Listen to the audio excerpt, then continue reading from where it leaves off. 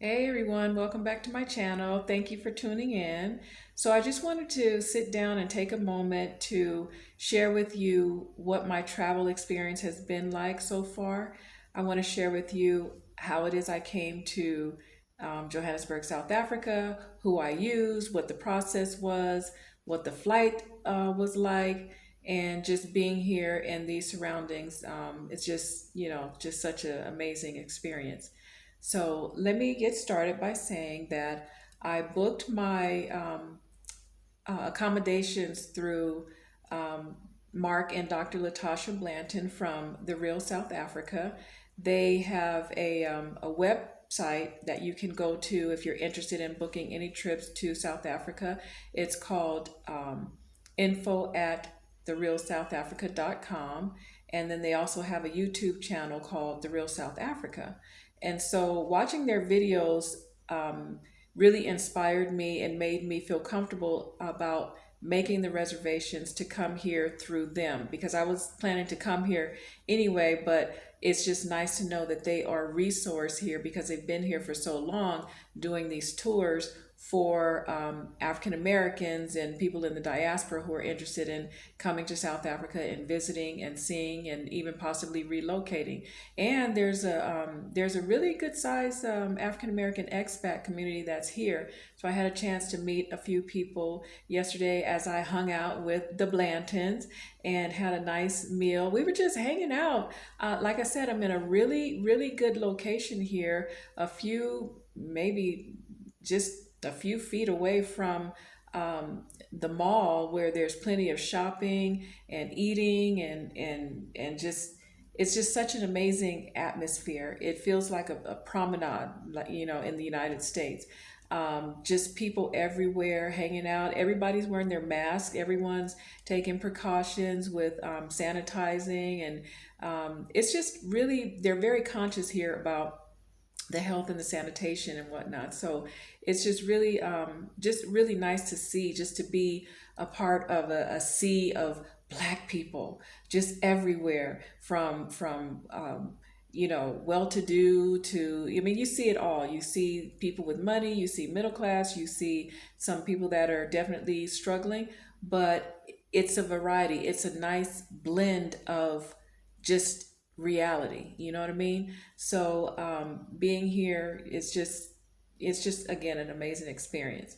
So before I left, the main thing that was, I guess, my concern about getting here was that doggone COVID-19 test that you have to take, and it has to be negative, and you have to take it within 72 hours of departure. So for me, that was the most stressful part about getting here. But I did go to, I actually took two tests because I wanted to be extra doubly sure that I would not have any problems getting through customs or getting into the country or getting out of the country. So I took two different tests on two different days.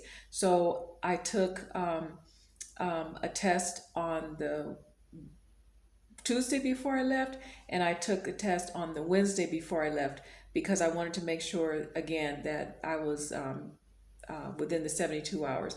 And I got both of the results back in a timely manner so that there was no problem getting through customs and getting through the airport. So that was no problem. And I'll leave the information to the two labs that I went to in the comments or in the description box below, as well as the contact information for the Blantons at the Real South Africa. Now the flight was a 21-hour flight, and it wasn't horrible. But I don't like to fly, but it wasn't horrible. It wasn't horrible at all, because with the international flights, of course, you get endless movie watching. You get meals. You get to there's a little more leg room, so you're more comfortable on that flight. And so it just the staff, everyone was really friendly and polite, and it was just a pleasant experience. So it made up for that 21-hour flight that I had to endure. But I did have a layover in Amsterdam. So it is what it is hey, I wanted to be here, so it's what you got to do to get what you want to get. So I just you know just dealt with it. Um, so once I arrived, I got checked in, and like I said, the Blantons with the Real South Africa, they really, really, really, really, really set their clients up with really nice accommodations. And even before I came, what they do is they get on the phone with you and they have a conference, and you tell them what you want to do. You tell them what your interests are. They already have an itinerary set up that they normally do, but if you have things that you want to include in it, they will definitely um, curtail your itinerary to definitely fit what you want to do. So, being that I'm going to be here for 90 days, I'm on a 90-day tourist visa. I have plenty of time to do the touristy things that everybody does.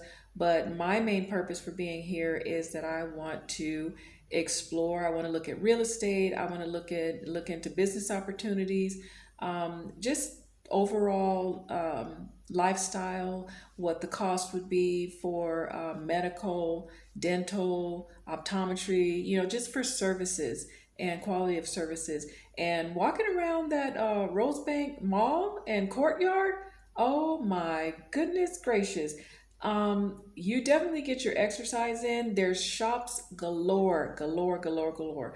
And what was so fascinating to me, what was so amazing and so fascinating to me, is we were just walking on a regular Saturday night, and the restaurants, they just started filling up with people, and DJs were just playing music, and you would have thought that you were in somebody's club somewhere, but that's not the case. That's just how they roll here. And it's just so cool. And it's like everywhere you go, um, within that courtyard area, there was, just people socializing, taking precautions. Of course, everybody's wearing their mask and sanitizing and all that kind of stuff. And so it's just really cool to see so many young people that are professionals out here. I'm talking about kids in their 20s and 30s, and they are just doing the damn thing. And it's so impressive with just how mature they are. And what's interesting is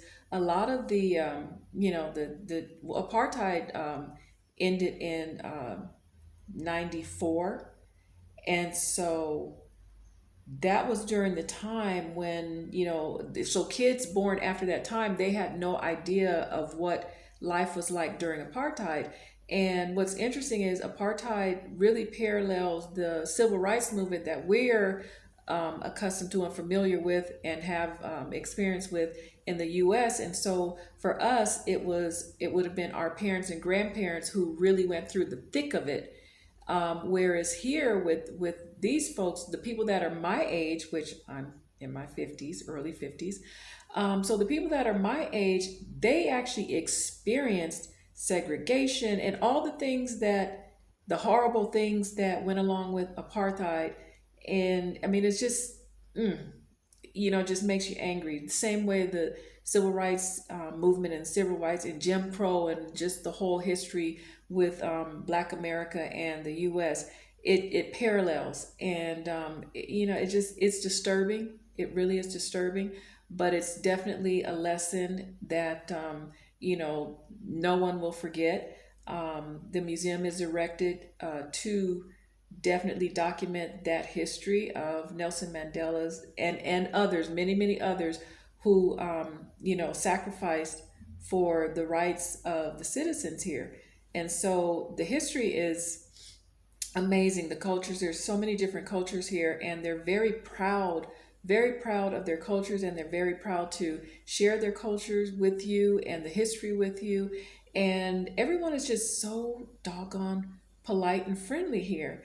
And it's just, I could definitely see myself living here. I could definitely see family and friends who might be interested.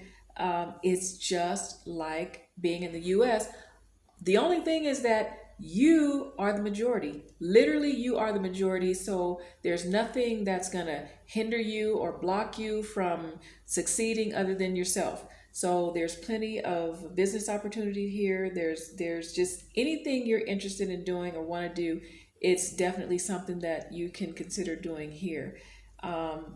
It's I can't, I have nothing bad to say about it. I know some people have their own issues with South Africa and the government and things like that. So, to each his own. I feel like for those of us who are in the diaspora and we want to come back to the continent, I think it's so important to choose a country that best fits your needs and that's best suited for you and what you're accustomed to. And so my plan is to definitely plant myself here in South Africa, but then I do want to go travel to other countries on the continent because that's my lifetime goal or long term goal.